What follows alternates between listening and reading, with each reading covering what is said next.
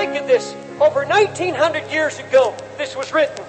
Romans 13, 11 and 12. Knowing the time, that now it is high time to awake out of sleep. For now is our salvation nearer than when we first believed. The night's far spent. The day is at hand. Let us therefore cast off the works of darkness. Get rid of those idols. And let us put on the armor of light. If 1900 years ago, or the days far spent, the days at hand, the new day, how much more now? Now, you know what makes me cry? These disciples of Christ who were so far removed from His coming were expecting Him any moment. They lived diligently and they spent their lifetime. Jesus wasn't first, He was everything. I mean, they gave everything. Yes, we who are so close to His coming live so carelessly. After 1900 years since this is written, think of it. If it's time to awake then, what time is it now? What time is it now? I don't know what God's going to have to do. I don't know what God has to do to this city. I don't know what He has to do to every city. I don't know what He has to do to the church. But He said it's a fearful thing to fall in the hands of a living God. And He's talking to the church. He said it's a frightful thing. We're not taking it frightful. We've created a God in our concept. We have a concept of God that He's just so loving. He's so merciful. Yes, He is to those who follow Him in righteousness. And God so loved the world, He gave His only Son. Yes, He loves the whole world. But there comes a time when God says, my justice must now be satisfied. And He said, that's it. And He begins to move. And folks, we're not hearing it. We're not hearing. I'm saying it, but you're not hearing it. And only the Holy Ghost can make it real. It's all over. The party's over.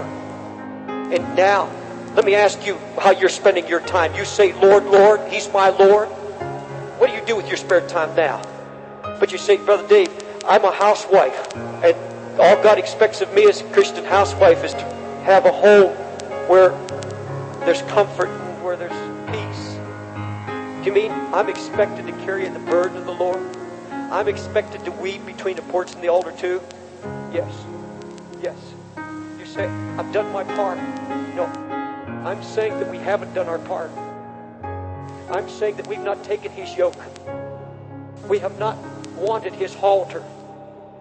Some of you put in an 8-hour day on your job. And when you walk out of that job, you say, I've done my part. I'm hoping there's nobody works who feels after the job, it's all over. And I'm going to tell you something right now. He's going to move in His fury and His wrath. Because He said, you're living a lie. You say He's Lord, He's Lord. You won't take His burden, you won't take His yoke upon you. I'm asking you, how many of you wives, how many of you husbands drive through the city or you ride the subway? How many of you wept? When's the last time you wept over the lost? Have you grown so accustomed to it, it doesn't move you anymore? I've been in this city now for 30 years and it's moving me now more than it's ever moved me before because I'm getting the burden of the Lord. I'm realizing that it's not enough just to go out and pass out literature. It's not just enough to have a job for Jesus. I've got to have His Spirit upon me, His brokenness. I've got to be able to pray, oh Lord, do something in my heart. I'm just not an errand boy. I want your heart. I want you to break me. I don't want to tell the world that He's my Lord and live a lie. Because I'm not praying, I'm not weeping. Are you reading it? Are you digging into it? That's what God said to us, to go deeper in this Word. You have time. You say you don't have time. Yes, you have time for everything else. And He said, I'm going to judge you for it. You get my yoke upon you. Take my burden upon you. Get this halter upon you. You walk with me.